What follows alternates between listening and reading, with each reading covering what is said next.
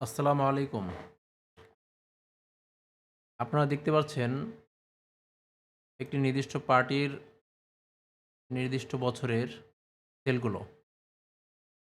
এই সেলগুলো আমরা কিভাবে যুক্ত করেছি?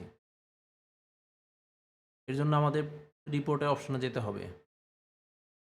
রিপোর্ট অপশনে আপনারা দেখতে পাচ্ছেন আইটেম অফ সেল, এই অপশনে ক্লিক করতে হবে। এই অপশনে ক্লিক করার পরবর্তীতে আমরা এখান থেকে সেল সিলেক্ট করে দেব। সেল যুক্ত করার পরে আমরা যে পার্টির লেনদেন দেখতে চাই সেই পার্টির নাম এখান থেকে সিলেক্ট করে দেব। সিলেক্ট করার পরে এখান থেকে আমরা ডেট সিলেক্ট করব। যেমন ১ জানুয়ারি ২০২৪ সালের যাবতীয়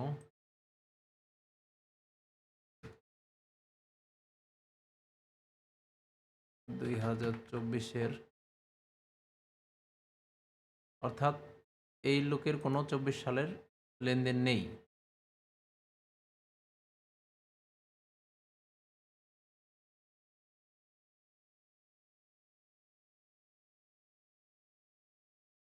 প্রথমেই নাম সিলেক্ট করতে হবে, পরবর্তীতে ডেট সিলেক্ট করতে হবে।